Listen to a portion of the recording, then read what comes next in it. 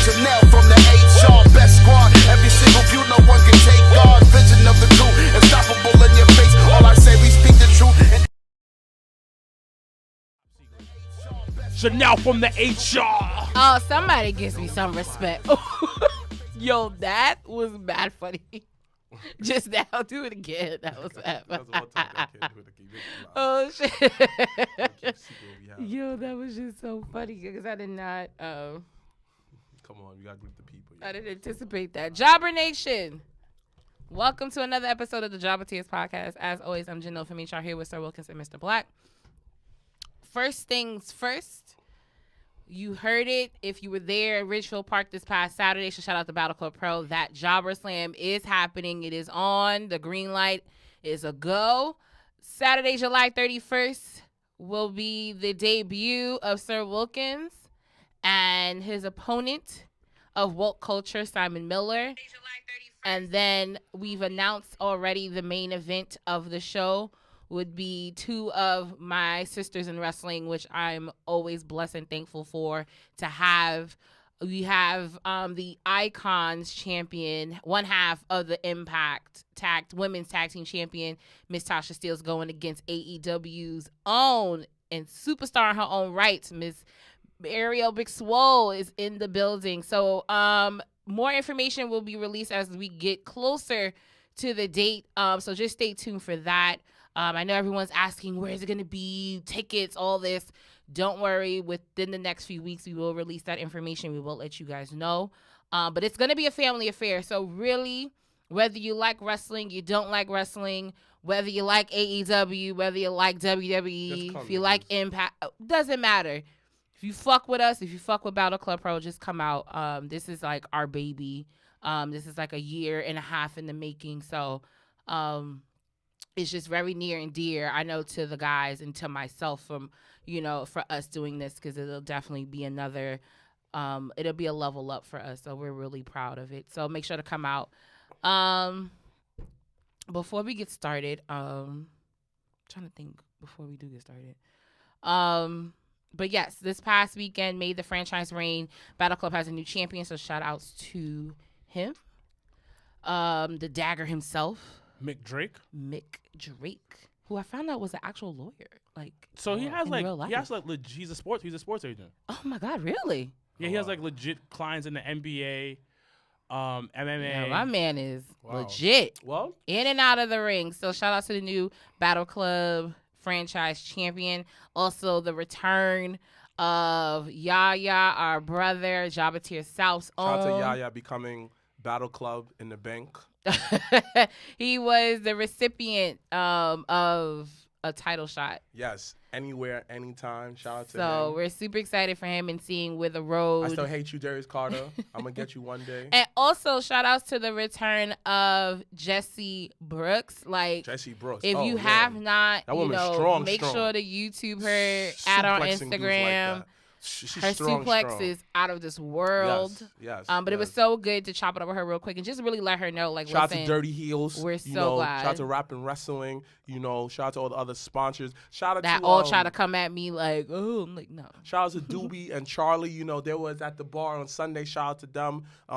Doobie has a soccer podcast that broadcasts the local soccer team. Gotta make sure I shout out to these guys. Shout out to everybody who came out to Double or Nothing, but my guys. Shout out to Dirty Heels, who's holding down in the sponsors section, with all the new chants we came up with. We had the place rocking. Yeah, so rocking. No, it was a really good feel. It was a lot of y'all's first wrestling show in over a year. Yeah. So it was just good to be, once again, it's always a family vibe. So we're really glad that we were able all to get together last weekend and do that. So let's just jump into it. Speaking of, once again, everyone that came out to Legends for AEW Double or Nothing this past Sunday. Listen, everyone knows, and everyone is always like, you guys, outside of Mrblacc, you guys always hate AEW. You guys all say negative things and all this stuff. But I was rather impressed, and I was rather excited about the pay-per-view. And it's interesting because it's all in between. It's hit or miss, but the pay-per-views, they do deliver. Yeah, let's go around. Let's talk about some good moments, some not so good moments, because there were, nothing's perfect. like Anthony Ogogo not winning. You did call it though. What? You did say No, that I mean, it was Cody- obvious. You did say Cody was gonna win though. I was just shocked. I was just mad because he didn't bleed and we betted on it. So Cody winning was no surprise because it's Memorial Day. Yeah, but nothing like nobody gained nothing. Nobody gained nothing from that. So this is my biggest issue. The match itself was good. I thoroughly enjoyed the match. It was a basic match. Super basic. It was nothing too flashy, but Anthony Ogogo was green low key. Yeah. Well, yeah, actually his contract is actually still developmental. Like he doesn't have like a full-fledged on AEW contract either. So he's still green, still working on this thing. He did his job in that match. He played a heel. Cody was trying to box him. It was just like, all right, cool. And it told the story because it's like, yo, I'm gonna try to do what you're doing, but Cody shouldn't have been able to do it. Like if they were really gonna tell a story in that match, it was like you remember when Ronda Rousey got her first loss? Yeah. And there was a chick that had like boxing background. Yeah. I forget the girl's name. And the reason why Ronda lost was because she tried to outbox the girl. Yeah. And they should have kind of told that story within that match. Mm-hmm. And then, Cody overpowers him with grappling abilities. Mm-hmm. But they didn't really tell that story within the match. Mm-hmm. But it was basic for what it was. It was cool for what it was. It was all right. Should Cody have won? No. But was he expected to win? Yes. Yeah. Because it's Memorial Day weekend. He's supposed to be the American hero, blah, blah, blah, blah. The problem with this whole situation, and I don't think a lot of people understand, that America versus like a foreign country thing is so outdated. It's taboo right at this point. It's like, I would even say it's taboo. Not taboo, but it is very 1996. Yeah, because of It's that. not even, it goes back to the start of wrestling. Yeah. Where you play on the whole like America the beautiful, America's a proud place, but like one thing about wrestling, when it's good, it has its finger on the current pop culture, what's going on in the world. Right.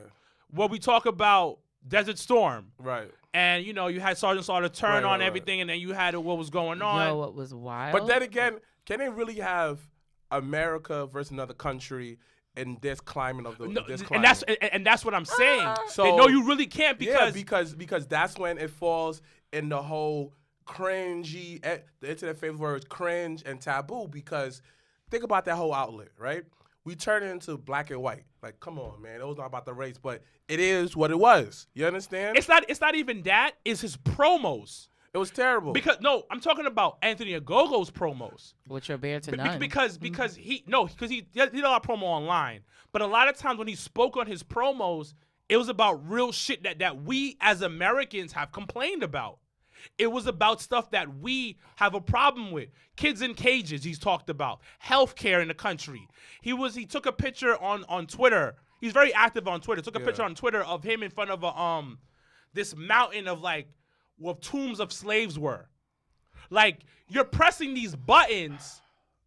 So Cody didn't have to win though. No, So that's what I'm saying, because So if that's the case, Anthony Ogogo, then it's not fair then.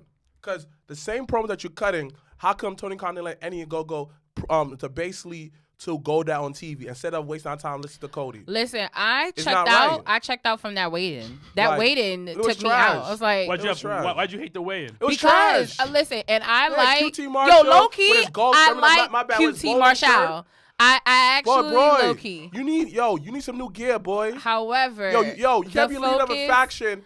Act like that from like the nigga from like a bowling league. It's not bowling, it's wrestling. But the focus of it really should have been Anthony. All the promos that he had been doing on the internet, that should have translated into that weigh-in. So this is and him presenting himself in a way. But now that I think about it, I think if he would have presented himself in a way, then because someone had asked me, it was like, yo, who was the heel, who was the face in the match? And I was just like, shit, I don't know, because you had people that was really cheering for Anthony and on his side, and then you had people that were cheering for Cody, and they was just like, well, just because we like Cody. So it's just like, I don't know. But the problem is Cody lost us with the promo. Oh, absolutely. And then Cody completely couldn't see us anymore because that's how lost he was when he started saying stuff after the promo. We talk about a focus group. Then he replied to the whole focus group situation. Lying. Then you have all of this, exactly, and you're saying this stuff online. And it's like, yo, you're not coming off the right way.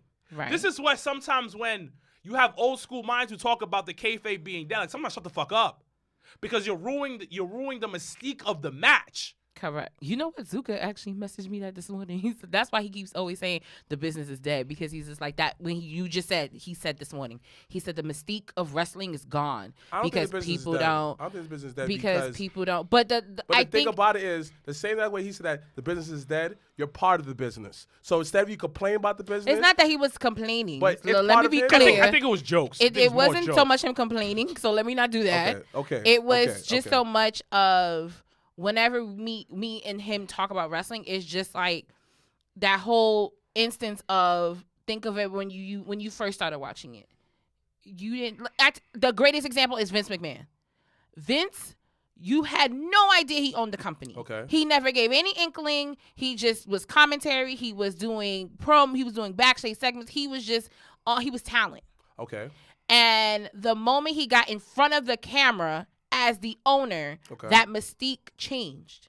That the way you look at him changed. And I think at times, what not hinders AEW, but at times, that whole mystique of that battle line of, you got the Bucks, you got Kenny, you got Cody, who are talent, but they are also backstage. They are also got hands in almost probably every fucking thing in the company. So now you're just like, How do I perceive this? Like, how do I look? Like, does it look like it's a one-man show or one group show, or does it look like they want to help and put on other people? But I'm gonna push. I'm gonna say this. Just like on television shows, when you watch certain shows, you're gonna see, oh, what's name wrote this?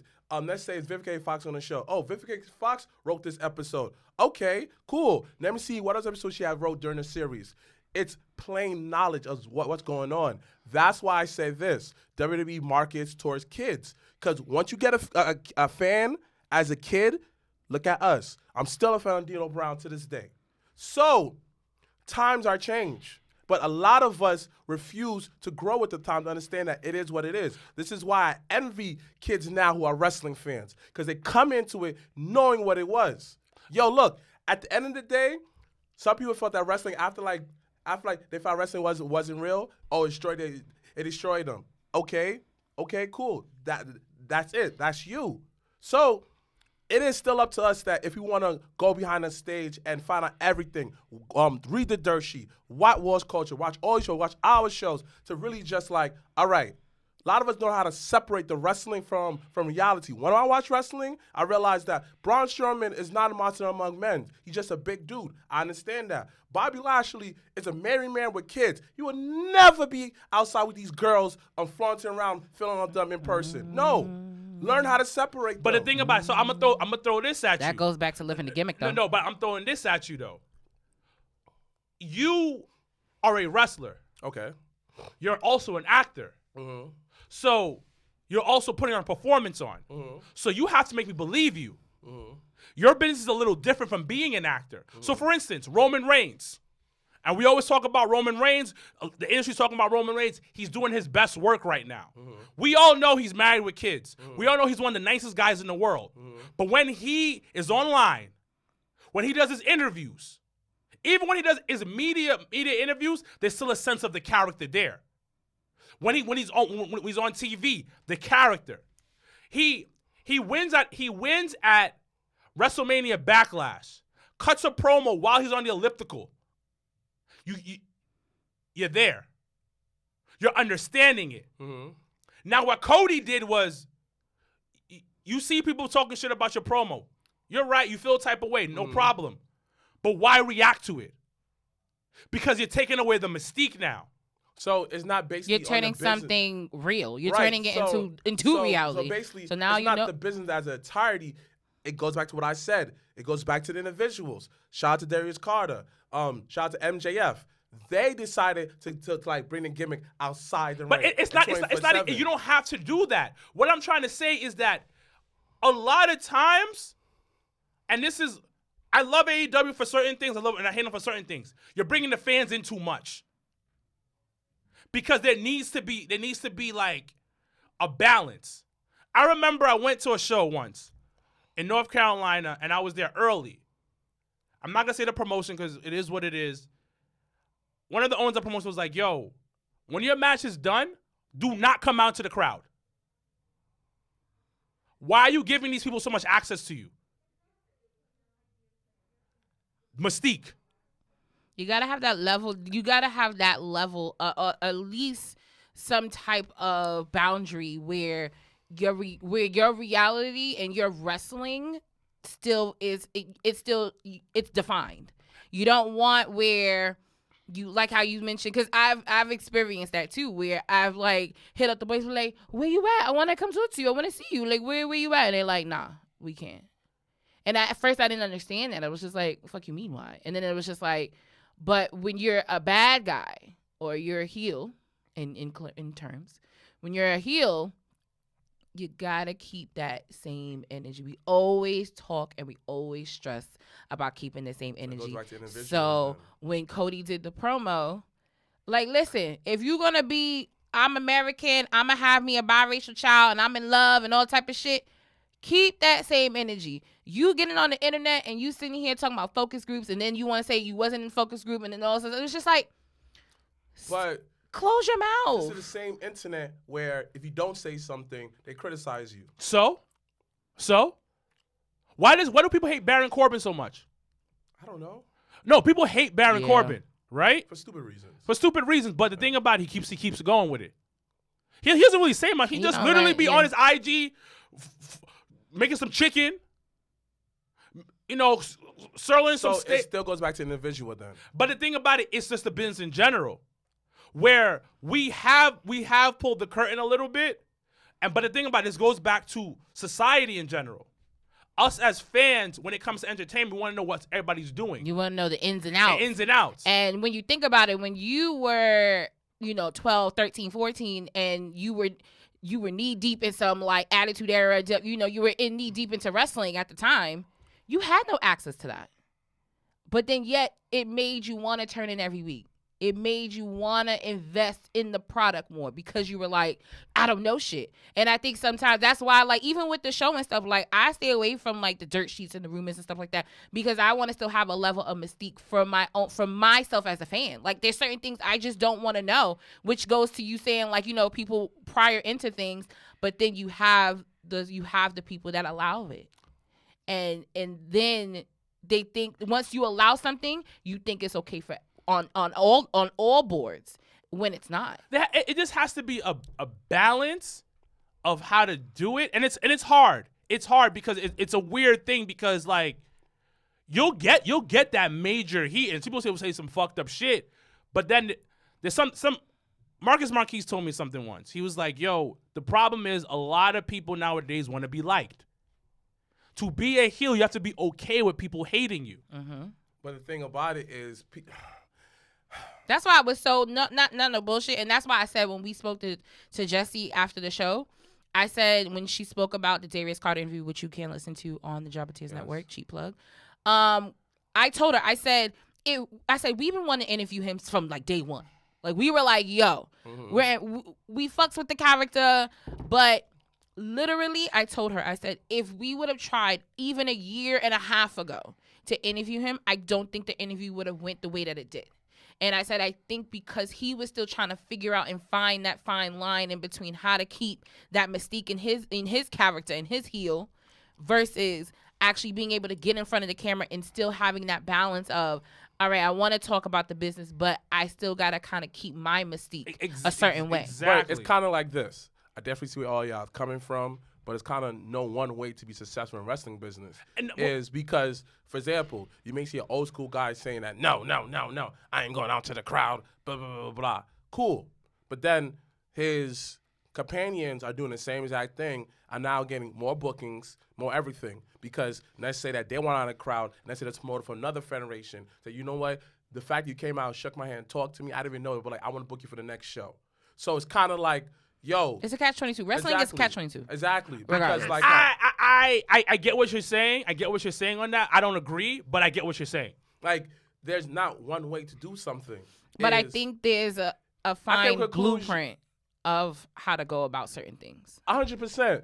But then again, wrestling has been changing throughout the whole years. We literally went from seeing wrestling on indies where it's a bunch of hot spots, people doing craziness, to now people are doing hot spots, but actually telling a story. But that goes back to old school. They're going, because sometimes you don't reinvent the wheel. You just make it better. Right. The problem was before they were trying to reinvent the wheel. Exactly. Because certain things is still gonna make sense. Well, yeah, what works? Well, let's look at the match with Rob and Mick Drake with the match that we saw At Battle Club. At Battle Club. They ain't do nothing. But you fell in love with Rob Because of the previous match. In the previous match. But even the previous match, they ain't doing anything crazy. They had a couple. They had each of them had 4 high spots. Yeah. The most. Yeah. And it was maybe a 10-minute match, 15-minute match. Yeah. But it was Saviv that was the match before, right? Yeah. And you saw the match, you're like, yo, and both of them can go. Yeah. This isn't like some ground-working people. Yeah. But they had their 4 spot, but they told the story regardless. They did. In between those spots, you definitely Exactly. So the problem is, you're talking about that, but they still went back to the basics. One of the things that we always try to figure out is how to go away from the basics. But the basics is what gets you booked. The basics is what gets you to WWE. The basics is what gets you to AEW. Yeah, because you get to build upon that, and as Impact. long. And the thing is, with basics, that's your foundation. And I think at times in wrestling, especially those that are the type of wrestlers like the high spots or things like that, sometimes you forget that basic, and that basic is really your foundation. And when you steer away from that, or you don't fix whether it's a few cracks in it, it shows. You can see it. You can tell. So to match your question, so what are your favorite moments from AEW? Like we never answered that. From Double or Nothing? No, that was going to get back into Double or Nothing. But, okay, so let's keep it a buck. That entrance for Stadium Stampede They could have died. in a circle, that shit was fire. That shit was some rock star shit. They came down on a zip line. They had fire. They were walking. The music was playing. That's a motherfucking entrance. That's production right there, boy. Yes. Their live shows, production-wise, are better than their recorded shows. I realize that. Yeah, because But that part was recorded. Whatever. But 3/4, everything but to the ending of that match was recorded. Was pre-recorded. Yeah, but then I throw this out there. Why would you show MJF with Chris Jericho watching your match with Urban Meyer? That's what I'm. I didn't see that. Thank you. They Oh my God, they posted it. I think This is what I mean by the whole Mystique shit. Why, that shit blew my mind. And I don't got the Bluebird, and I saw that shit. Why the fuck would you guys post a picture of all of y'all keen over the fucking match with Tony Khan? But then it's like, yo, I understand that the curtain has bbeen pulled. Jesus. But imagine you kept that going. That is beyond a curtain opening. You don't show that. And then you have because they have to have 3 matches. You have your third one. It's like that Mario Winan song. Which one? If you're cheating me, I don't want to know. Yeah. I don't want to know this. Yeah. I already know y'all motherfuckers are friends backstage. Right. But y'all put it on a fucking movie. Y'all put on a show for me. When I go to watch Fast and the Furious 9. Which, is that next week? It's in 2 weeks. 2 weeks. Yeah. And it's Vin Diesel versus heel Cena. Jonathan Cena heel. The heel. I need to believe that John Cena is the evil brother to Vin Diesel. Because guess what? If these bitches ever thought to post a picture of Vin Diesel and John Cena hugging it out, I'm going to throw it all away. Throw it away. I don't want to see that. And you know what? Even if they would have posted it a year ago, a year from now, okay, I'm twice removed from it. I'm not thinking about it. It's a cool. It was the day after. But Stephanie did the same thing though. Who? Stephanie, when she fought Brie Brawler, right? After that, she put up a picture. She said, "Yo, it was good playing a bad guy on television." But that, you know what? Wasn't that one of her She's last wrong matches? too. She's wrong too for that. But wasn't that one of her last matches? It was. Yeah, but first to last. she's still wrong for that. I'm gonna keep the same energy. Okay. All right, She's still wrong for that. And Stephanie be messing up sometimes. Because she put like, oh, I'm a bad guy on TV type of. No, don't put that, Stephanie. You fucking up too. But that's the thing. That's the era of like we're in now where social media is so instant and so like everyone sees it. So it's like keep what the same the energy fuck? when you see other wrestlers behind. Backstage in other wrestling events. Then, What do you mean? like when you see No, so like for Cedric instance, if you Alexander see behind AEW. No, that's but that's fine. him supporting But his why? wife. But why? But That's him supporting his oh, wife. there's no angle. Yeah. Correct. Okay. There's no Okay. angle. That's him There's no supporting his angle. wife. That's just like Shinsuke okay. Nakamura was at an AEW Okay. thing with all the Okay. Asian people, and it was But just like, well, let's say, for that's instance, okay. He was not with Let's all the say Asian people. he right? really was. It was him, Sony. Oh no, it was like all the Asian. They were like that was the truth. He went back there to see his Asian friends. Yes, So don't say all the Asian people. Exactly. but it is all the OG people. Whatever, sir. Okay then, Shout out to the But- Asian viewers out there. absolutely No Asian hate here. no hate at all. We love y'all. B. I love y'all. Love it, Love Chinatown. love it. I love Asian culture. Absolutely. Talking about People. how that. Work. Like, They what? I ain't gonna lie to you. Next to Jamaicans and Haitians, yes, Asians. Asians are the hardworking people in Yes. the world, son. Yes. Okay, Yes. Might be top 5 all time, dead or Top alive. five, top they will five. take any job. Any, No, but it is work hard. Yeah. yeah, the work ethic is different, but I Yeah. think once again it's because of the culture, it's because of the Come on. upbringing and everything. Look like how that. they rest, B. Just like this. Like they posing in prison. Just like this. Smoking. Come on. Come That's on. because they have great hip mobility. See? am See? over See? And they y'all. diets? Niggas.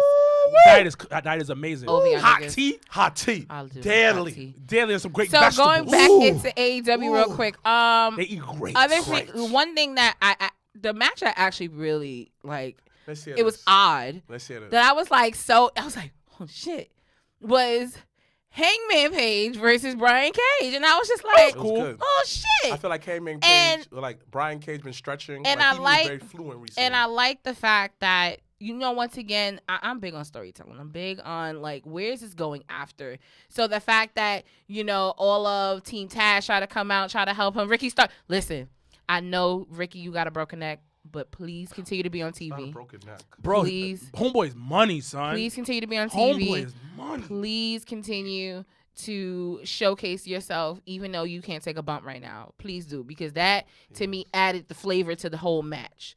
So for Brian Cage to be like, no, I want to do it by myself. So now, once again, now it makes me invested in tuning in to the next episode and seeing like, all right, what are they going to do?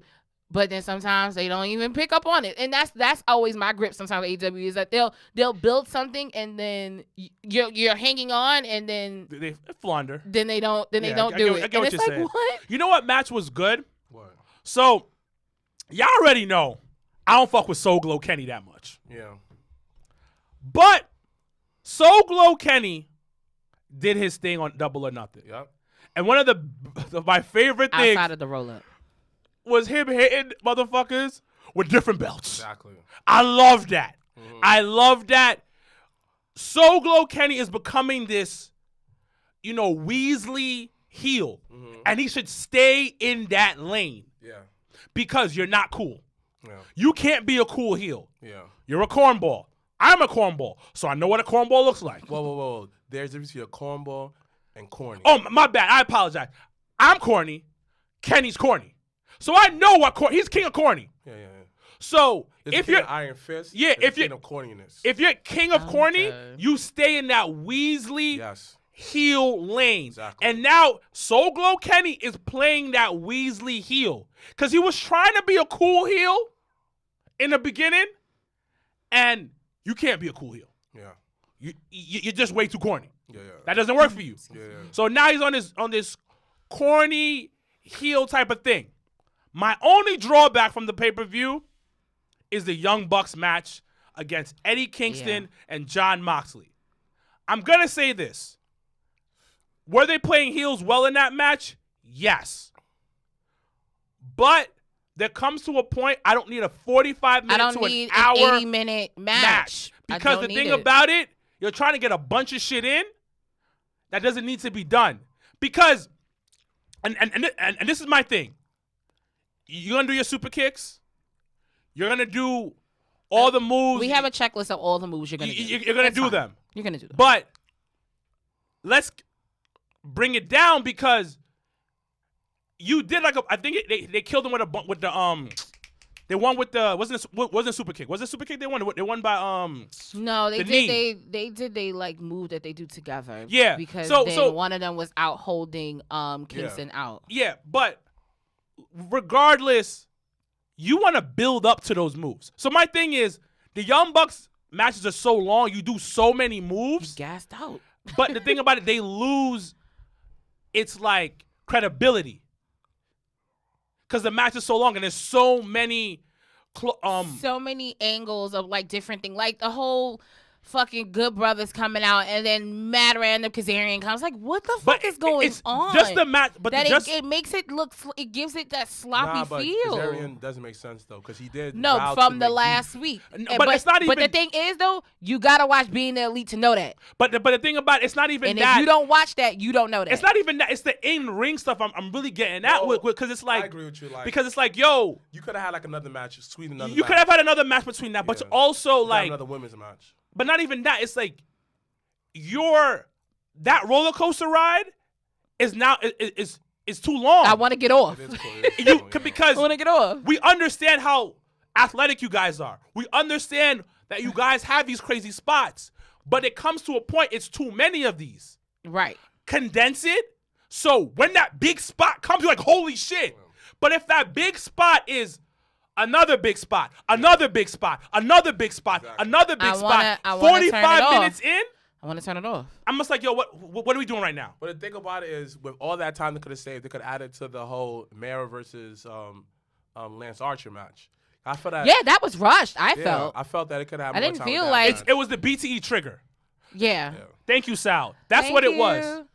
And that's what I'm saying is like, it would have been worth so much more if the match was condensed. I agree. So, and then, of course. Like the Diamond matches are better though. I feel Diamond matches they hit home a little bit faster.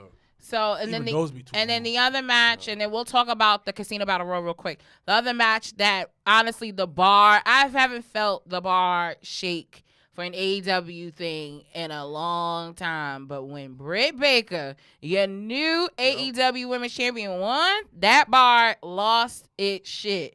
And it was crazy because you would think Britt coming in as the heel, as the bad guy, you would be like, boo. No, we were just like, everybody wanted Britt to win, and it was just so dope to actually see that actually follow through because I was concerned. There were certain points, and that's how I knew, like, all right, their storytelling on that match was really good because there were certain points I was like, oh, shit, Britt ain't gonna win. I was like, oh, damn, they gonna keep having this on this girl. But I was just like, it was such a good pace, and I thought that her winning, they want to bring a different level of caliber, I think, to the title now.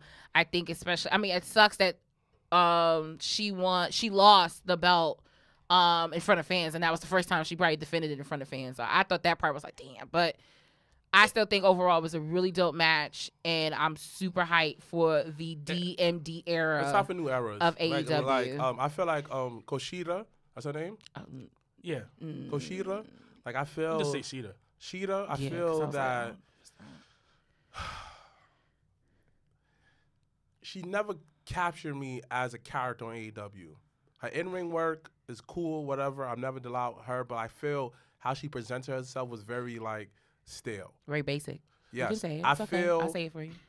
she Basic. should have had someone else compliment her to basically bring out more of a personality, just like similar to what WWE does. But Like, I will say, if anything, they should at least pair her up with Vicky Guerrero. No. can't, No, not with because her. she's a face. Yeah. But I get but you are right. The problem, you're 100% right, But see, actually. but then you run in that problem which AEW kind of has is that you always have somebody with somebody. Listen, we're focused on this issue right now. But I'm just No, no. saying, it No, just no. goes into like the whole like literally every low-key every storyline has it's always a supporting cast member. It is a supporting like, cast because what? they don't got that many hours. But Speaking of supporting cast, man, check out this week of the Jobbertears Network. Please check out the Your podcast talking about Naomi and her depression. Is it right? Do we have a right to talk about her depression? Let's talk about some talk, man. Loving yourself. That's this week's episode. yes. There's loving yourself. wasn't And on please it, check so I out can't Two and a tell Half you. Bros. And, of course, check out the Jobbertears podcast. And, of course, please support your local indie talent because they are out there. They out here running the streets. And for other Jobbertears network contacts, please like us on Facebook, Instagram, and on YouTube. Any other church announcements? No, but it was really. I was like, what's going on here? but with Sheeta didn't hit. Yeah, she didn't hit. You never did, though. No, but She didn't say guava. no, that's but why. I blame management. Of course. Correct. Because the reason why I blame management is because you bring this woman in from a foreign country to be the face of your company. Yeah. Of a company that has a different culture. I'm not a company that has a different culture. In a country that has a different culture. Right. Your And things audience has don't a different translate. culture. Yeah. Now, I'm trying to tell y'all that. the hardcore fans will be like, yo, she was amazing. She did great. No. The hardcore fans will always say whatever they want because they love AEW. Uh-huh. You want other people who are fans to connect. Yeah. And they didn't know how to connect her the right way. And- And then she wasn't on TV doing stuff. She was mostly on Dark. Yeah. Which And- I didn't understand. Like- and then what really kind of killed her momentum, low key, was the match Britt and Thunder Rosa had. Yeah. The fact that everyone popped and talked about the Thunder Rosa versus Britt Baker match, and it was not even for a title. Yeah. There was nothing involved Yeah, with the nothing. title. That for me was where I was like, okay, Even with like that's where we got to even sign with, on. like Serena Dean, like being the NWA Yeah, being the champion. buy-in, and Son, everyone still popped. She has way more personality, and mind you, I don't see her like She's that. a better wrestler. But exactly, her style translates well. But then again, if you know how to teach something, you know how to do it. So her being a teacher for a little bit, I guess you know how to translate better on television. Well, then she's experienced. You talking Exactly. about somebody that's 15 years in the game. Exactly. But last thing before we do move on to our next topic, the Casino Battle Royal, where Leo we Rush. all was surprised about the Joker, who was only in for 3 minutes of the match. But I mean, still. Get your pop, get my what am I, Like- 2K? For like 3 minutes? I get $2,000 Like for my 3 minutes? man got the fastest check ever. Yo, and what was crazy was You got to stuff it and everything. is Casey. So shout out to Casey Navarro and Faye Jackson, of course, and Tasha Steeles that came out to Legend. So Casey was like, yo, I know who it is. And we just looked at him like, what are you talking about? And all he kept doing was this. And I kept trying to figure it out. I was like, what are you talking about? And then Leo's music hit. And I was like, holy shit, it's Leo Rush. But it was so good to see him. I think it's, You I look always... happy. You look happier. I'm always about, even though, I always say to this day he worked us on our own interview, but it's okay. So, I still shout out think... to Muscle Malcolm. I saw you on Saturday. Shout I out to still you, King. think that him being a part of it was super dope. I think finally Jungle Boy fucking winning a battle royal was awesome. Lovely. Because goddamn, he is the workhorse of the goddamn battle royals and never fucking wins, and he's always the last 3. So how do you like, feel about fuck. Big Mark Henry, the world's strongest man? So Marky Mark coming in, not saying a word, but getting introduced as a new coach and an analyst for their new Get to the show point. on TNT.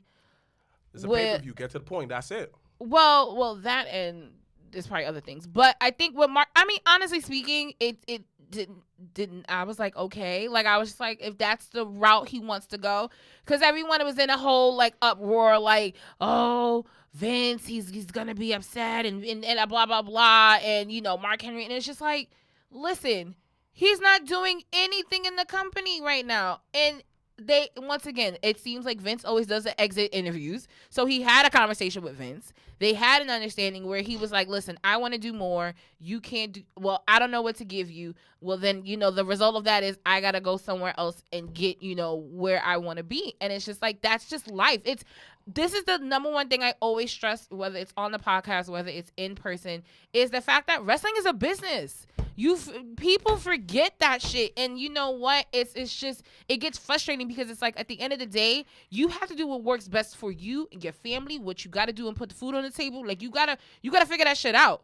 Like you got people out here. Look at Darby Allin living in his car, get signed. I bet you that nigga's not living in the car anymore. Thank you. So, Thank you. like, you have to remember Thank at the you. end of the day, wrestling is a business. You have to do things, and you got to make moves that is best for business for both parties. And I've been preaching that all the time. Yeah, So- no. Mark Henry being there is great for the business because he was I'm actually like saying that's the- Mark Henry.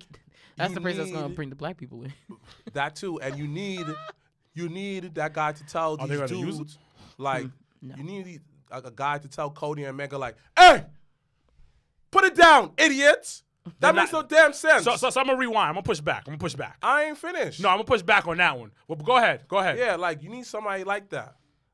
And honestly, when you hear Mark Henry, you know of him and his track record, how the people that he brought in to NXT. Shout out to Bianca Belair. So he's great for the business, and people are able to talk to him, pick his brain.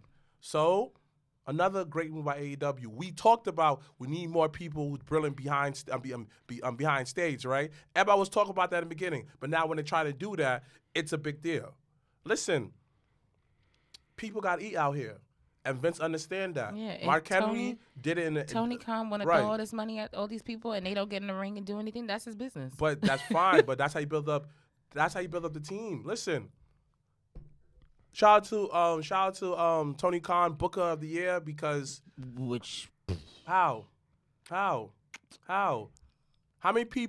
many other wrestling company was able to, other than WWE, I don't want to put that in the categories, WWE, was able to book a show during the middle of a pandemic with no fans and still able to keep that contract dead in the contract and get viewers to come in and money. That is your opinion. Like everybody, your like comment. like I'm yo, not everybody complaining about it. got on him for winning Booker of the Year, but I'm looking like nobody else was doing nothing, and he did his best. He put on the good shows. Was every show a banger?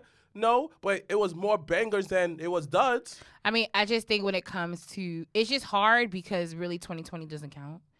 And but the thing is, you had companies that like ROH, like MLW, that decided that for the safety of their workers and for the company that they weren't going to do anything like that. They were going to do closed set, no fans, no nothing. That was their business choice.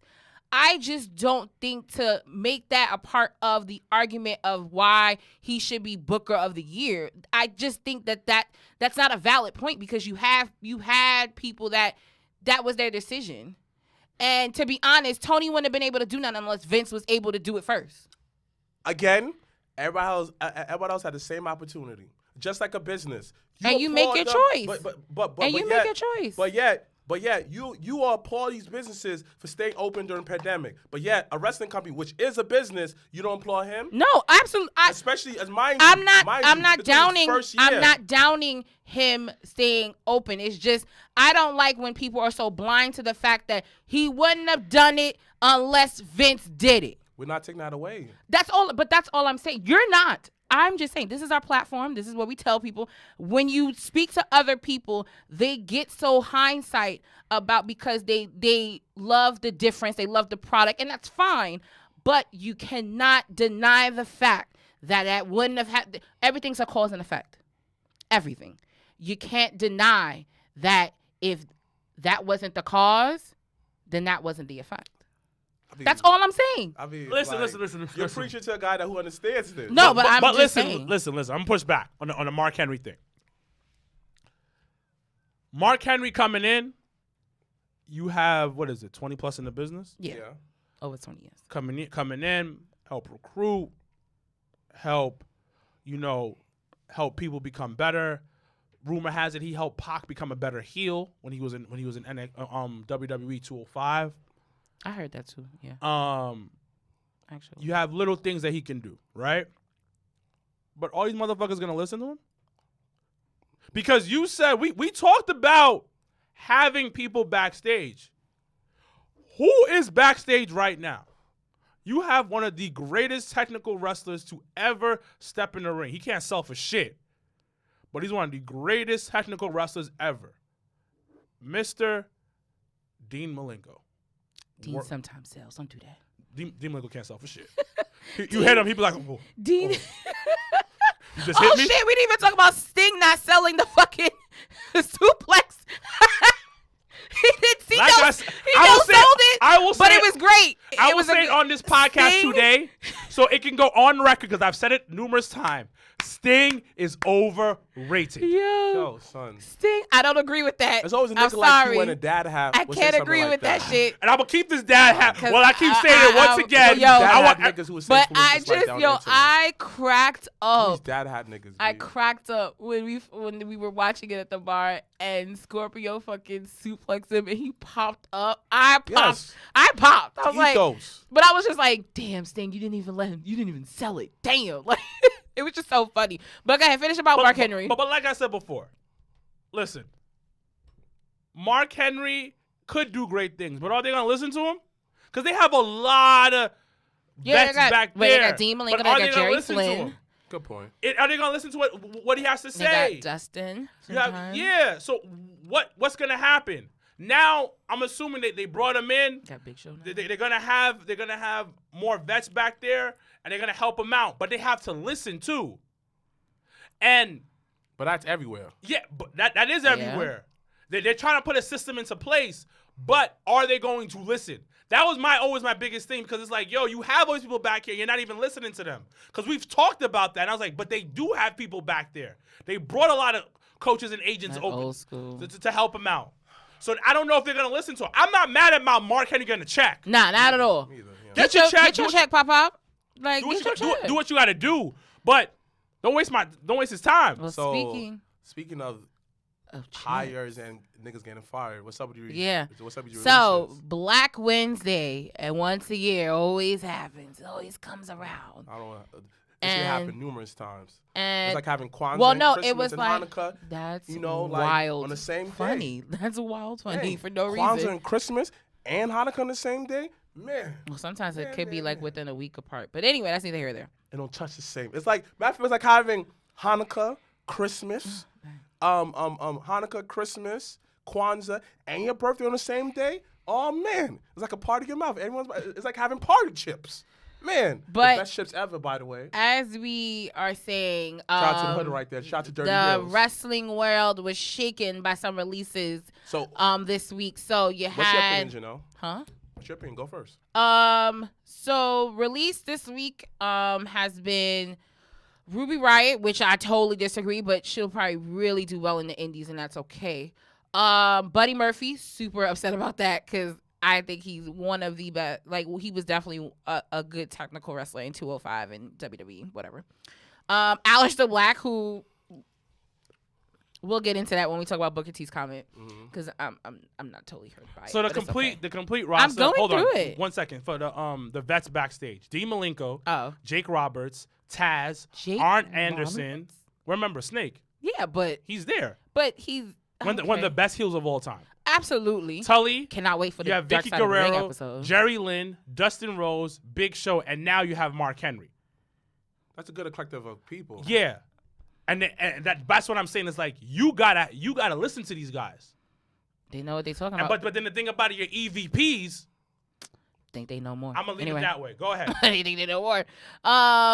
So you had Ruby, you had Aleister Black, you had Buddy Murphy, you had Santana Garrett, who was on NXT, and on Raw sometimes here and there. And then to everyone, the biggest drop was Braun Strowman.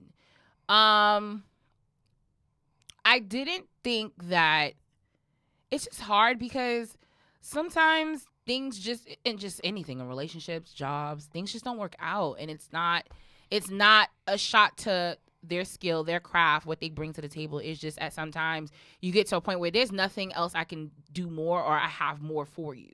Like, this is what it is. And so it's like, for me, especially like with Ruby, it was just like, because then, you had the Riot Squad and stuff like that. But Fine ass Ruby Riott. But Ruby, to be honest, should have Fine. always had at least tried. She did once because she was going against Ronda for a little bit, and that popped.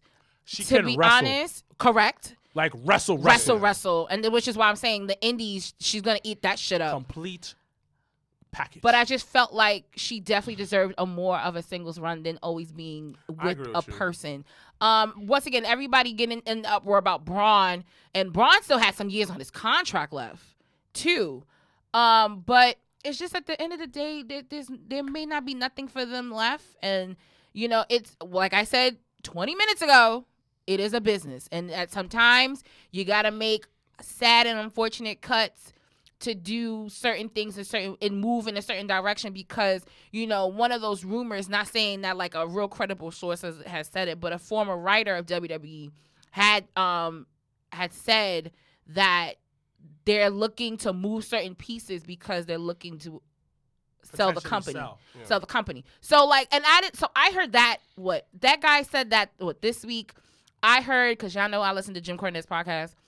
Brian had mentioned it like almost 2 weeks ago too. The same thing. Like they're moving certain things and they're cutting certain things to show the level of profit versus assets. Like they're moving in a strategic way, business wise, to sell the company. And when Brian first said it, I said, nah, like they're not gonna do that. This round, this Black Wednesday, I was like, oh, they may have it may be a stepping stone for the bigger picture. So this is what I got from it, and there's a couple of things. First of all, selling the company is gonna happen regardless. Yeah, that's gonna happen. Not saying it's happening tomorrow or next year or in 2 years, but so I'll touch on that. Nick Khan, if he gets the company sold, he gets a huge fucking check out of it, massive check. So we'll talk about that's something. But what I took out of it was they're going back on the road. And remember before the pandemic? The fact that they were in the green 2020, I was like, shit. But the thing about it, remember before the pandemic, house shows attendance was down? Not like, 10%, that was down significantly. No, yeah. And they were talking about like, yo, what's going on? This was going back to Ultimate Warrior, WWE Superstar days. Yeah. Did you see that Dark Side of the Ring? Yeah. Yeah, that was good. It's going back to that. Matter of fact, I'm gonna touch on Dark Side of the Ring real quick. I'm sorry to bring it up, but no. I honestly, because I've never been an Ultimate Warrior fan. I never thought he wrestled good. I never thought anything. He's overrated. Yes. Absolutely. But I had to realize with certain people when I say, when you say things like that, certain people are like, no, like, what do you mean? They lived in that era where that was the larger than life superstar at the time. No, but the thing about it, when I'm like, okay. They said it in the but documentary. That was the only nigga Hogan put over. So a couple of things. And I'll make this quick because I know we have a lot to talk about. We have to go back to the Black Wednesday thing. Mm-hmm. It was funny as hell how many times Jim Cornette and Jim Ross said, this motherfucker can't wrestle. Yeah. It was like, yo, y'all just keep... I don't know if that was done on purpose with the editing. Yeah. Well, no, because Jim, because what Jim does on his podcast is he'll review all the episodes. Yeah. So when they reviewed the Dark Side of the Ring episode, he said he can't wrestle. Like I said, Jim basically was like, I said what I said. Because it was... And then you go back to... when you were in that era, but then they talked about it again because when he came back, I think it was Jim who said it, or JR, where they were like, people who watched him was like, oh, you're not really good. I haven't watched the Ultimate Warrior match in a very long time, so I'm thinking about watching one just to see how it is. Good luck with that. But it spoke about a couple of things. How when D'Lo came on the show, when Darius comes on the show, like, yeah, you may be able to do a bunch of cool moves, but nobody connects with you. Yeah. Yeah. At the time, people connected with him. The dude was huge, mad energetic, coked up, and so he had energy out the wazoo, mm-hmm. and he was just larger than life type of figure, and people connected to him. Kids connected to him. Mm-hmm. He was a superhero type of thing, mm-hmm. Correct. And it worked, but you couldn't wrestle for shit. And then you let your ego get to you. Because, look, my favorite part of the episode was the letter? Yeah. When he drew up, he asked his ex-wife to come over and go over, like, his demands because his contract was up and he wanted to renew it and blah, blah, blah. And even Jim Cornette was like, that was a waste of a fucking trip. I don't know why we went out there. JR. No, Cornette was a part of that whole, went out there with them, too. But my favorite part was when he presented the thing to Vince, and it was for him to get on, what was it, SummerSlam? Yeah. Facing, I think, Jake? Yeah, Jake, yeah. And that nigga Vince did the ultimate Virgo shit, and I was just so like, oh my God, I would have, I would have did that. He had him. He said, yeah, you know, well, most of it, okay, we'll make it work. Yeah. Like gave him he okey doked him for the lifetime, just so he could get on the fucking pay-per-views, just so he could show up. Warrior shows up, does the match, comes behind the curtain. You're fired. Vince fires him. I said, And it cost Jake mad money. that's the ultimate boss shit ever. I was Nah, like, but whoa. I felt Jake the Snake. Nah, on that Jake, and Jake was on some like, yo, it's on site. So when he went to the Hall of Fame, He said, wait. and he said, I had a bag of quarters. I said, what the? Yo, that's like I 20 said- years later, I said, bro. yo, you held. I said, yo, Yes. this nigga had forever beef with him. All for Ultimate Warrior to come up to him behind him and just be like, yo, listen, Apologize. I apologize. But Like, the thing I about was it, but just- Vince could have fixed it though. It's not. How? he couldn't have fixed that. Hey, look, Jake, my bad. You know what? Let me get you on with someone No, else. so when Jake said so, Jake had mentioned it in the episode where he said, Vince said, you of all people have the absolute worst luck in the world. Because Because Vince- every time they want to set him up and do something, some shit always happens. It's just like even when I even felt bad now looking back when Austin fucking won the King of the Ring. I was like, shit, Jake was probably supposed to win that and that got changed probably. Shit. No, Triple H supposed to win. Yeah, Triple H. Oh, but then he got injured. No, it was the curtain call. Oh, That's and why. they blackballed him. They- Okay. yeah. But the thing about it is just like Vince could have did something. I But don't think what so. was funny is that Vince owns the company. What? What you mean? No, but how? Vince doesn't own the guy. No, you can set him with someone else. No, but I think it wouldn't have worked. The It- storyline wouldn't have worked and stuff like that. And also, they took the title off Warrior because Warrior was not selling. Oh yeah, like 3 months later that title came off him. Because and then it- Slaughter it- won. Yeah, Slaughter won. And the thing, if you go back, Hogan's a piece of shit. But he put that nigga over. I think that is the only nigga he done put over. It's not even that. It's just like outside of Goldberg. he too. low Well, key he carried put the William company for like mad long, and they had no choice. And when it comes to Jake getting somebody else, it's like now you're booking. So where does Jake go? Who are we gonna put Jake with? And how long does it last? So it goes back to the Cena effect. Yes, it is the Cena effect. Before it got called Cena effect. It is the Cena effect. It is that because the company puts all the eggs in one basket. And they did with Warrior at the time because they wasn't sure what. I don't think they didn't think what they. But he was so trash. He was so bad As a person, too. boy. He was, yeah. Yo, when his ex-wife, so it's so interesting. So if you ever get a chance to watch the AEW biography, it's so different because it's with his current family Yeah. versus the Dark Side of the Ring was the whole. I really think it was her story, and I actually rather enjoyed it. I was like, oh sis, I feel for you because when she said, I called my husband. She said I had to wellness check this nigga.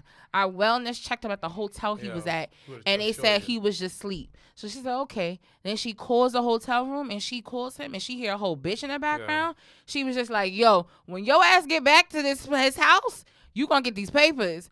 And please understand, but when she said she found out, she saw like a Rolodex of different cities and the names of bitches. I said, damn. But That's trash. I said, no, I looked at the TV. I was like, yo, this nigga's low key trash No, for that. but Damn. let's rewind. Let's That was the rewind. custom back in the day. Let's rewind. Yeah, but still. I'm not saying he's wrong, and I'm not saying he's right. But listen, Ma, you came into his lifestyle, and you know what you're dealing with. You're dealing with a narcissistic psychopath. But give her a chance to decide that. You don't. But take she away was, the but choice in of the that. beginning, she was on the road with him and stuff like that. Thank So- you, Exactly. Mr. Nice Guy. Thank you, Mr. Nice Lady. But the real shit is, this motherfucker ain't shit. No, he ain't Let's shit. be real. He was out, Sorry, and the thing not about it, sorry. you saw the transformation. Yeah. His ego got involved. Now I'm getting bitches? Think you getting bitches because of your looks? You getting bitches because you're the ultimate warrior. And then You getting bitches and because then you on TV. the ultimate, but low key was smart of him, but then he went very, from Urkel to Stefan. very Exactly. egotistical of him was when he changed his name. I was just like, Nah, it was a business no, move. it was smart, but that's what I was saying. Like, Shout out I to was just Ryback like, for that. Ew. he did it before Ryback though. He's Ryback is another ultimate warrior. Yes. Yeah, Yes. yeah. Yeah. Ryback is Shit. Ultimate Warrior 2.0. 2.0. Ryback, Goldberg, Ultimate Warrior. Yes. The Ultimate Warrior crawled so Goldberg could walk, and Goldberg walked so Ryback can run. But it's the fucking truth. Because, yeah. Triforce. Damn. A crappy wrestlers. But anyway, the niggas can't take a fucking bump. Unbelievable. But back to the Black Wednesday. You know what? The Black Wednesday thing was, it's really disheartening. It sucks because it's like you get fired. Like, but the thing, it's like I said it last week. I know how that feels. It's like, yo, everybody's talking about it. Everybody talking yo, about it. You can't get away. You legit gotta shut your phone off. Yeah, because Ruby had posted a quote I think earlier today or something when she was just like, after a few tears, and a box of Oreos, I had to realize, like, you know what, this has been one ride. This isn't the end. And I think that's you just need a moment to recollect yourself and to understand, like, shit, my whole life just changed in a matter of seconds. Like, I know that feeling. Like, when I got the call when Carmine's was like, yo, everybody's gone, everybody's done, life shuts the fuck down. Like, everything pauses because you don't know left and right. You don't know up and down. You don't know shit for that literally moment. It's a good, I would say, like 12 hours where you're just stuck and you don't know what your next move is going to be. But the thing about it is, this may sound selfish, but as a wrestling fan, they all going to be okay. No, it's not that selfish. That's just the truth. Because the indie, like, some people like, oh my gosh, this is terrible. and my favorite thing is, they're all going to AEW. Come on. Like, AEW don't even use half the niggas they got now. And even in general, like, Impact, all of them look like, no, but so much. I say this way. If you're really a wrestling fan, like a lot of people say they are, if you see Ruby Riott at a local indie event, go there. Just because Ruby Riott is a low-key draw, everybody in that card eat. She my favorite. Yo, legit. She's like, my top legit. But listen, if you get Braun Strowman at your event, right? Yo, as a booker, I want to talk to you about that. I want to talk to you about the Braun Strowman in Indies. I'm gonna say something. I know, no. But like, if you get Braun Strowman in the events, right? So, matter of fact, let me not even start that. If you get Aleister Black at any event, at a Battle Club show event, matter of fact, let me not put Joe Kim in that category because Joe Kim Paige work is good. If you're an indie person, right, indie booker, if you get Aleister Black, yo, he's a draw. I want to see Aleister Black versus Darius Carter. Aleister Black versus Darius Locker. I want to see that. And as a supporter of them, I will go out and support Aleister Black. If I know the person he was facing, that's more eyes on the product. And that's what I was trying to tell people. And hopefully, y'all promoters, all these extra money that you're bringing in by bringing all these XWD stars, you're paying your talent accordingly. If you pay that dude $20 usually, and Aleister Black bringing a whole nother set of fans, you better pay that man $80. That's not how that works. And it's a little hard. That's a little hard because that's not how that works. When Rey Mysterio left WWE, you know how much he cost? How much? $15,000. Okay. That's double than an average show. You can't match that with the person he's facing. True. Now, but hold on. I want to expand on what you said. What people don't see is people's like, oh, the Indies gonna get super saturated. No, it's not. No, it's not. So this is what's gonna happen. Half of that talent is gonna get signed. You have ROH, you have MLW, you have go to ROH. You have Impact, you have all these and AEW, right? New Japan, all this other stuff. Yeah. So it's not gonna get saturated. I agree. Now, let's say there's a few who decide to stay. Like you said, you're the main event, 9 out of 10, right? So what you're gonna do is double the money that they're gonna bring, like you said, but also put eyes on the other people there. Because granted, maybe it's 3 more eyes. 3 more set of eyes. Yep. But it's 3 more set of eyes that independent wrestler didn't have on a regular day. Thank you. And you know what? Holy shit. Let me check this out. Thank you. Okay, let's say, for instance, Aleister Black goes up against Ken Broadway. Ooh. That's a banger, exactly. right? The shit goes viral. Thank you. Other companies sees it. Mm-hmm.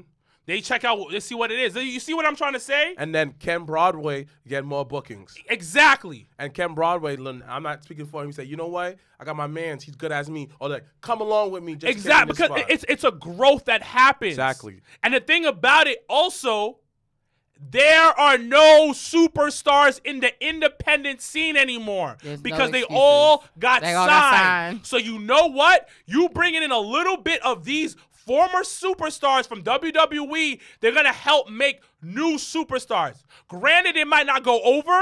Right. But you just had a banger with somebody. Exactly. Let's look at this. And like, for instance, Lee Moriarty versus Aleister Black or Buddy Murphy. Oosh. Come on. You have Queen Aminata versus Ruby Riott. Let's talk. Let's book it. Let's fucking book it. Buddy Murphy versus this is not Savon. You know him, man. I don't know. I don't, because I don't know who you're talking about. So, but we're Savon. I can keep calling Savon. Saviv versus Buddy Murphy. But the thing about it, you're doing things to elevate talent. Exactly. It's all about elevating wrestling in general. And the thing about it, you're giving a shot to the independent scene that they need it. There's some beauty that comes out of it, and people only see the negative. They're gonna take away the bookings. No, they're not. There's just so many people that got released. In all honesty, if I was the wrestler, I would go to the promoter and be like, listen, how do we get this person and the so good thing we about it, can blow this out the water? And the good thing about it is the knowledge that they're gonna spread. Yeah. I've been at the big top. Don't do this, don't do that, and you're guaranteed. Yeah, a lot of success. them go and they may do a training session, there's just many other opportunities in wrestling where that's why, like, I mean, as much as everybody was like, their ultimate goal at time.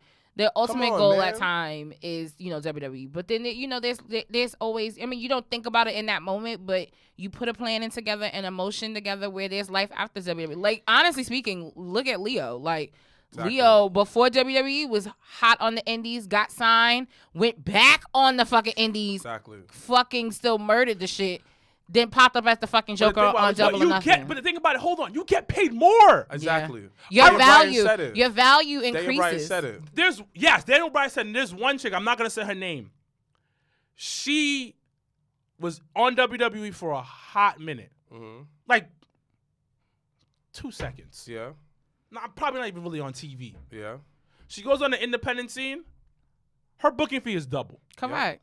And she barely did anything on WWE. But once that shit is on your wrestling resume, nobody can question that. And it's all about being a draw. And the thing about it, and this is where wrestling fans are low-key hypocrites. You've been complaining that WWE has too many rosters. I mean, too many people on the roster. You got to trim the fat. And now you have less of these dudes not doing nothing and more of these dudes that now people have to step up more like, dang, this person getting fired, this person getting fired. All right, cool. More opportunities for more people on screen. Because WWE low-key did have too much people. And honestly, it sucks that it happened, though. But even if a lot of these dudes don't go back into wrestling, they could do other stuff.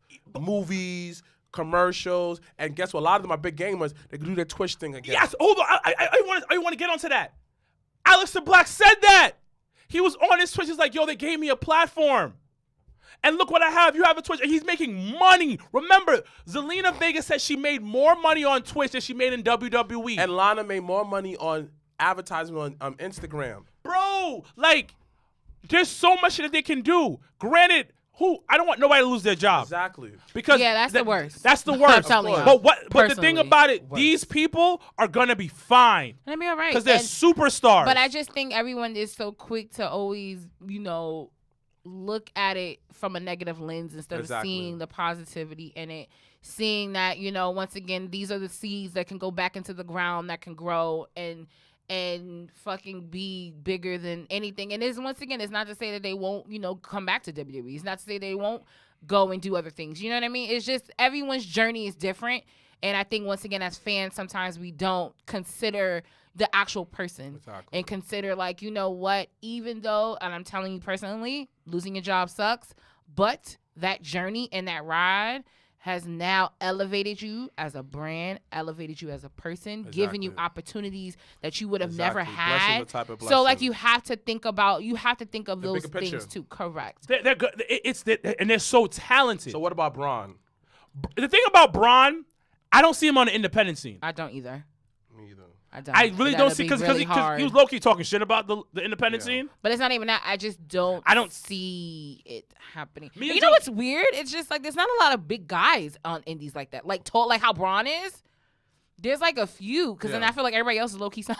Yeah, So it's I weird. think he should go and make a shit ton of money. exactly.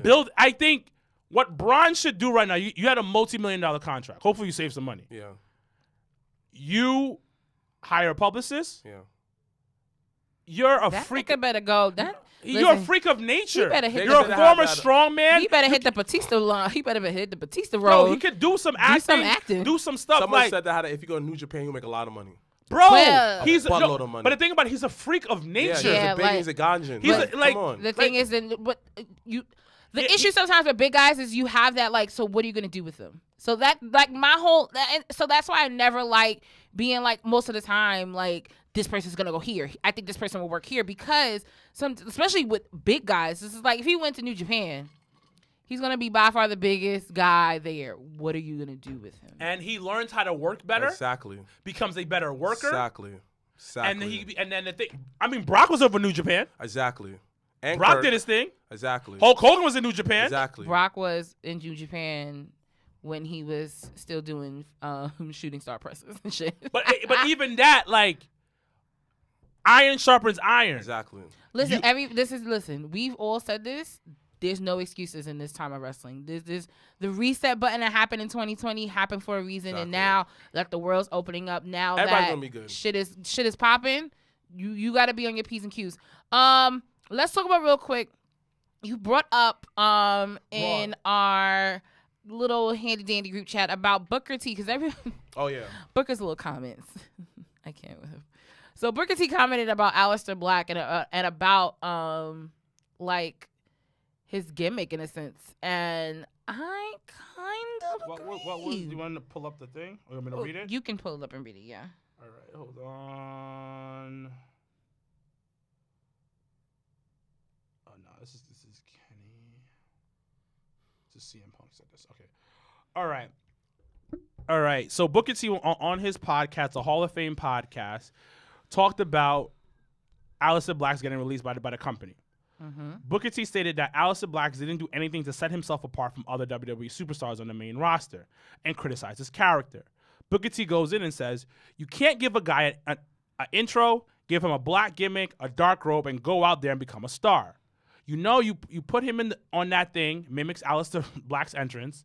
The thing is, it did look cool, but understand you just can't get that gimmick and think because of the smoke and mirrors, you're going to go out there and get over.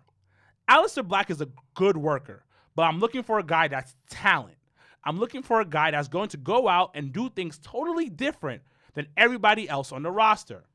Aleister Black had his MMA things, his MMA getup, his kung fu karate black mass for the finisher. I get it. But for me, Aleister Black was a guy that didn't set himself apart from the rest of the guys in the locker room. What do you guys think about that? So my question to the table is: did Aleister Black? Because we talk about this low key all the time. Did Aleister Black have the it factor? Because that's essentially kind of what I kind of got from what he said. Was just like not shitting on the actual like person or his style of wrestling, what he does in the ring, not shitting on it, but does he have the it? Did he have the it factor? Because like I said before we got on air, I said Aleister Black on NXT and Aleister Black on WWE were very two different Aleister Blacks. That wasn't his fault.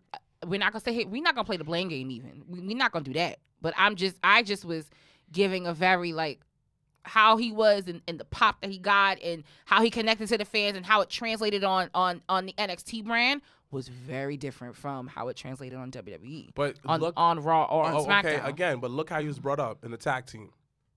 With Ricochet, right? For a while, and then How the fuck did that nigga then have for a job? while, and then after a while he got injured. They put him on ice for a minute.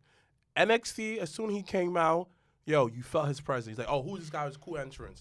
Then he went in the ring. He did his thing. Every time I asked him, Aleister Black, even on the main roster, y'all ran to see these matches. So for Booker T to say that, if keyword, you don't like nothing. All you like is old school stuff. That's and R. not true. Anderson.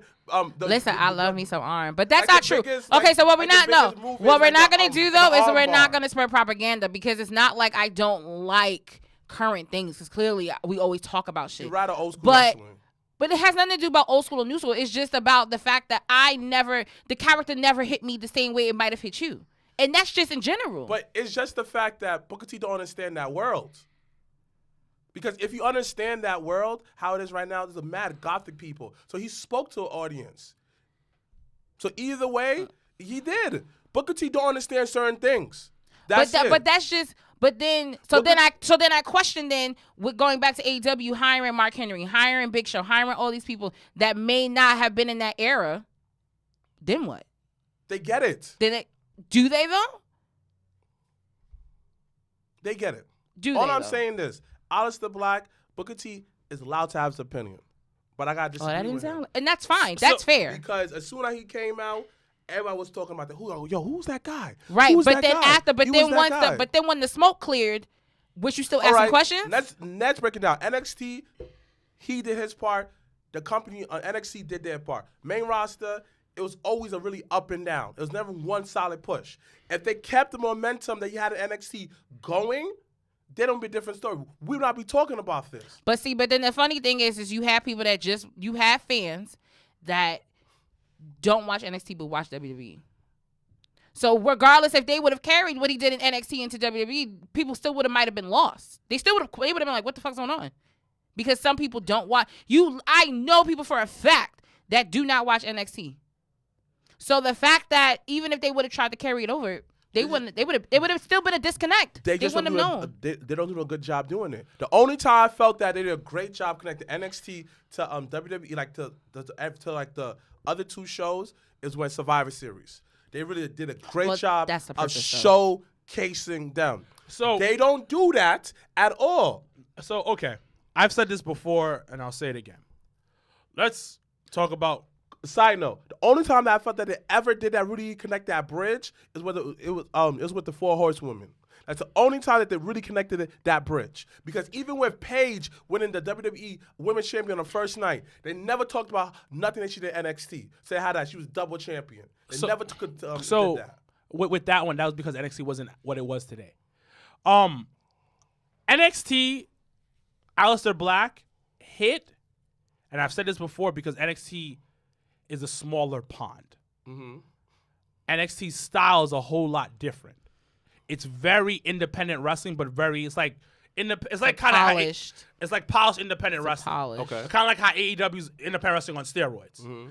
NXT is independent wrestling, but polished. Okay. So segments, they're trying to change it now, and I've talked about it, but their segments are usually super short, quick promo, we get to the match.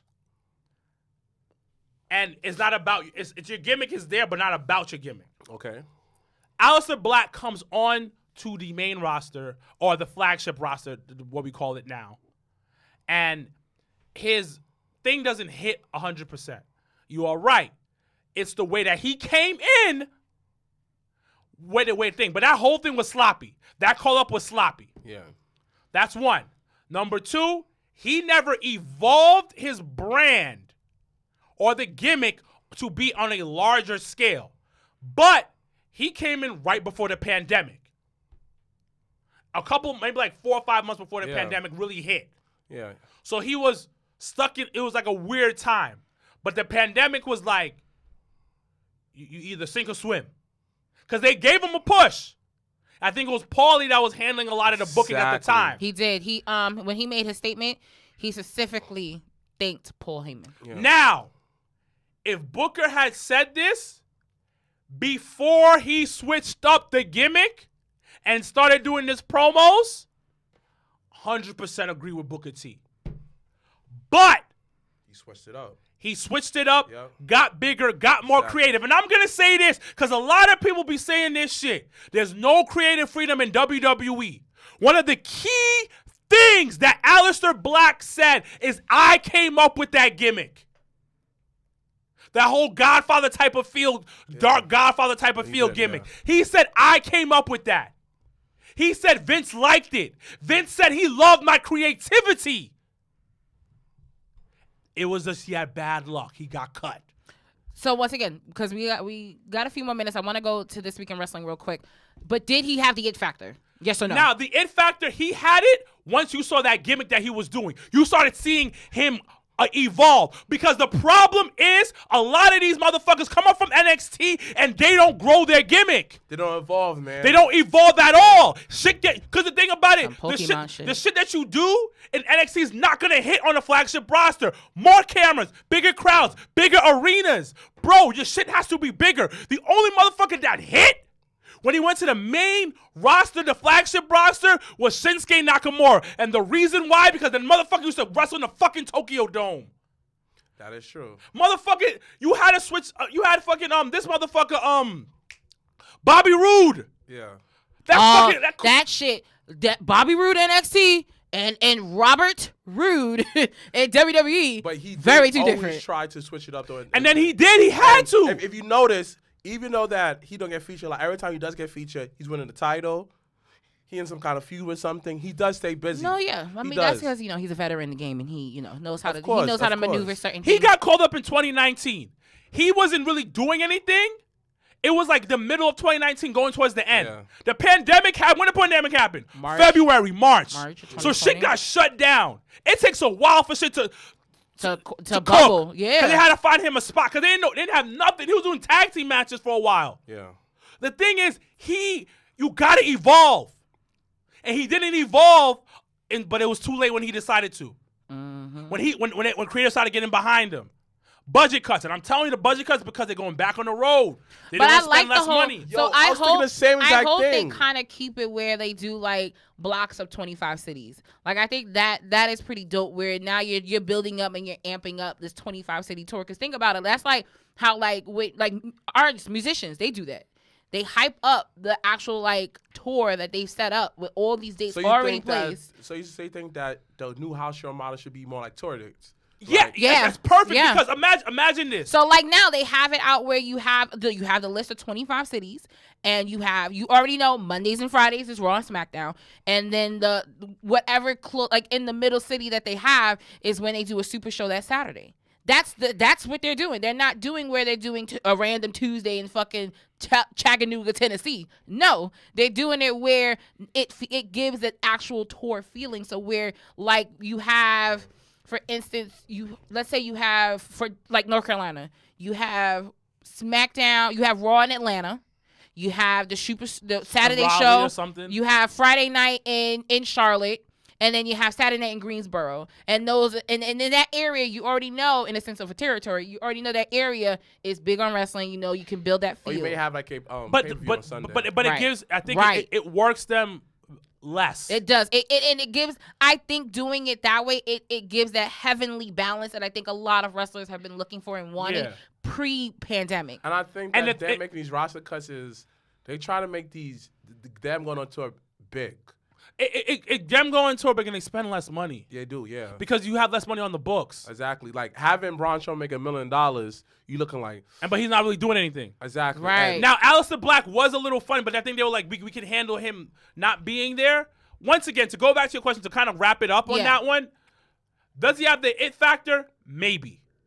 Okay, Because right now, because I never got to fully see it. Exactly. Because he wasn't great on the mic. at all. Yeah. He wasn't really doing anything. Now, if he had evolved that new character, it would have been a whole different conversation I would have had with you guys. But as of right now, because we're going off up until he gets cut. And up until he gets cut, there was no evolving. And Booker T was saying something. The reason why I tell Booker T to shut up is that, bro, they never fully let him. You know, he pushed the gimmick. We didn't see the full blossom of that gimmick. That was the thing. Was he different from the rest of he was different from the rest of the roster, though. He was. He looked way different. But the it factor, you can argue yes or no on now. And I'm going to say maybe he had it, but his mic skills wasn't there.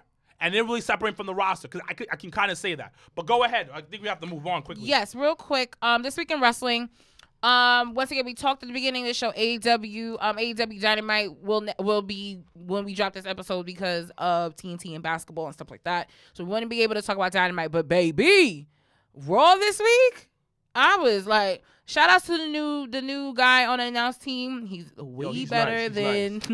than the previous guy. I will tell you that.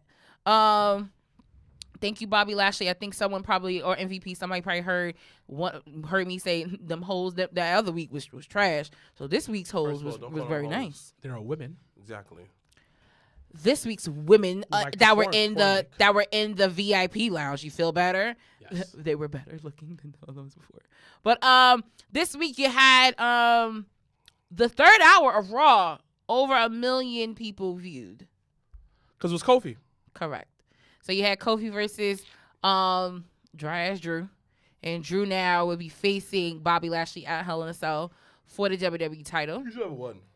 Like, I don't think so either. But like that's just me. maybe, Like shit. maybe because The shout match out was to good. shout out to Kaz, real life Kaz, and of the whole MHG network.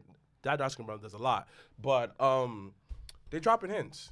Maybe they're saving it for SummerSlam. But the thing is, Because you want Kofi to have that pop. yeah, you want Kofi to have that pop, but if they don't, you guys are full of it. Mm-hmm. Because we talk about ratings, we talk about numbers, we talk about what's hitting. You guys you have always advanced stuff. If the third hour did that well, why? If the third hour did that well, I'm trying to think what who else is the in that- reason? I'm trying to think who The else thing was in about that it was third the hour. build up to Kofi. And I'm going to say something else that motherfuckers are not going to talk about. Black wrestling fans, brown skin wrestling fans, They moved the the needle. ethnic community They moved the who needle. like wrestling, move the They needle. moved the needle. Like, How many? I got to get this off. How many Puerto Ricans were at WrestleMania?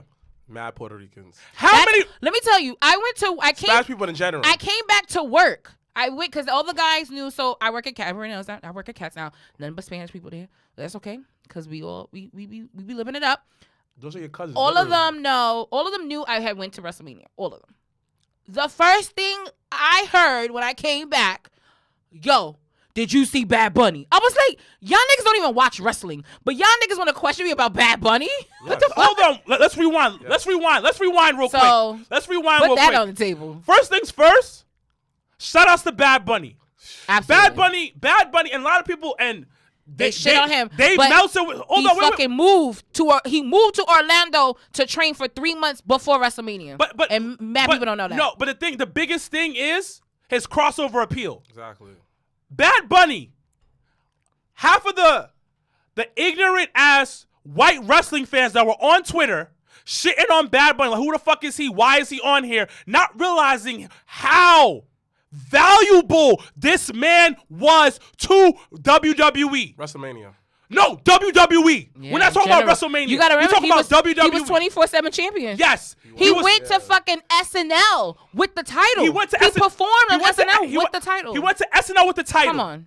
Bad Bunny Bad Bunny goes on the shop with LeBron James and Jay-Z, two of the biggest pop culture icons of today, and put wrestling over. And that was, I was going with the Bow Wow thing. No, hold When on. you had more No. people like that come back But the thing and about say it, the I'm going to tell you realness why of it. Bad Bunny was better. Because he's... But Bad Bunny was humble about it. Oh, yeah. He came in, didn't say nothing. Went, like she said, moved to Orlando.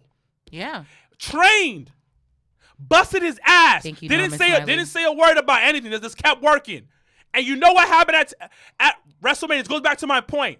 How ethnic fans, black and Latino fans, are so important to wrestling. And now WWE is starting to see it. Because you got to think. Road Dogg if said it you, the best. You got to think, And though. Road Dogg can fuck Road Dogg when it was all lives matter ass. But you got to think about it, though. but like, how Road Dogg much did of say a the pop? vibes, though. How much of a pop do you think if we get to SummerSlam and they in Vegas, and let's say, what's gonna pop more, Bobby versus Drew, or Bobby versus fucking Kofi Kingston for the WWE title? Like we call our mamas. Come our on. aunties. But what happens? What happens even Yeah. more? Come on. Hold on. Brock Lesnar versus Kofi Kingston. Redemption. Redemption match. Ooh, that was your fire match. We as people I was like, yo, we need that back. We need that run back. Run that back. Run that back. Run that back. Run that back. Brock versus Kofi Kingston. Yeah, in a legit that match. that fucked up 10 seconds. And- We run it back. Let's run it back. Yeah. Give me about 30. Yeah. And the thing about it, you put on a match because what I'm trying to got better in the ring. No, too. but Kofi, what I'm trying to say right now is that Black wrestling fans especially gave that over $1 million for that last hour. We did. Black wrestling fans especially I sit up to watch it. Yeah. put up Kofi Kingston on the map We tried. because I think that's older than I watched. legit, we love Kofi. We do. Now I'm gonna say it again. We need WWE. If you're listening to this, run it back. 'Cause we know you Brock are. versus Kofi. That's money. That's money. But I'm just saying, That's- if yo, you, that's I'm money. just saying, if you just Brock so happen to versus listen, Kofi? versus That's money. Bobby at SummerSlam, I'm not mad. I'm that's not money. mad. That's money. But the thing about it, you fucking with it because you got a black champion who looks legit. Yeah. You have another former black champion who, you know what? At the end of the day, connects with so many people of all races. But guess what? And then you know what the actual killer was when these niggas came out looking like fucking Power Rangers. And I Oh said, my this gosh. nigga came out looking like the Green Ranger. I said, Facts. Yo, this facts. nigga is lit. Us For facts. no reason. And this is a Facts. basic ass Raw. We're not even talking Yeah. about this is on a bigger stage. This isn't on a pay-per-view. Like, when him and Xavier Woods came out and you got the White Ranger and the fucking Green Ranger, I said, But it's not. well, what the fuck? It's not even that. It's other things that's involved in this But in this all those conversation. things No, but add up. it's not even. It's something else. Motherfuckers keep asking to break up New Day. No. They're stale. Come on, we don't want them anymore. Why we keep having them there? Stupid. At the end of the day, New Day put on two of the best matches for the past 2 weeks. Kofi bodied his match, and Xavier Woods, the most underrated member of the New Day. Underrated, bro. No, hold on. Underrated. I'm gonna Do say you it again. Say it again. Yep. Underrated Underrated. member of the New Day. Underrated. Underrated. Because look at the match he had with fucking Matt Riddle the other Both week. of them. Matt and Randy. And Randy. And I know Randy wanted a match from him after. Come on. Because you know what? And the thing about it, their money. That and nigga that is a shows their technician in the but fucking it also ring. shows their longevity. Come on. What is it? Almost 10 years? Come on. They've been together? Like, These niggas ain't that ready. is true, though, because literally, you got Becky killing it on SmackDown. Killing it. You got them killing it on Raw. And they can be tag team champions, No, or they can work they can individually. But the thing about They it, can all host, three they could be of a tag them, team, it could be all three of anything. them are the complete package. Complete. And Listen, Woods, if you listening, we're gonna tag you. Woods, you are very appreciated in wrestling, and You're the don't let nobody tell you different. because people start saying, oh no, No. classic matches, Consequence Battle- Creed, Battle- cut the fuck out.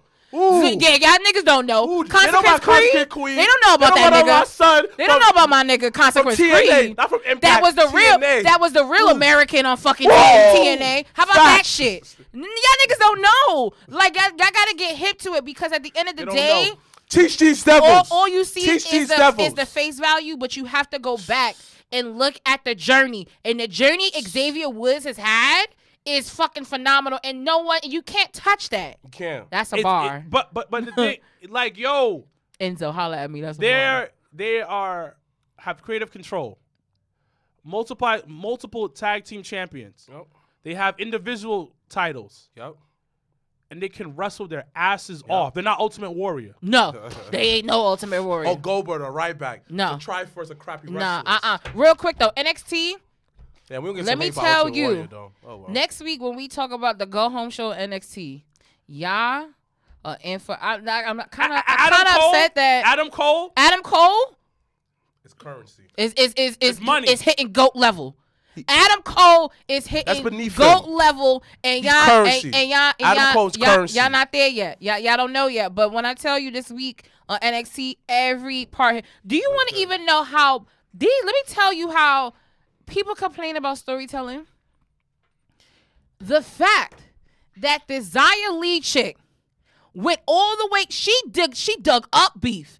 This bitch in her promo said to Mercedes Martinez, bitch, you are marked next. And you want to know why? Because you beat me in the Mae Young Classic 4 years Bring it ago. back close. I said, Ooh. yo, Shout when out I to saw Triple that, H, I said, you know, shout out to yo, Paul, you know. that is the one thing that at times that shit works. And I was just like, yo. And then Mercedes Martinez came back and was like, Chica, you know you ain't got shit on me. I've been marked all my life. I said, oh, these bitches is going at it. Oh, I am Chica. hype. That was the best promo Martinez has ever cut. Absolutely. Absolutely. But what they did, and this is something Your that phone's ringing. hold on, and this is something I've been saying.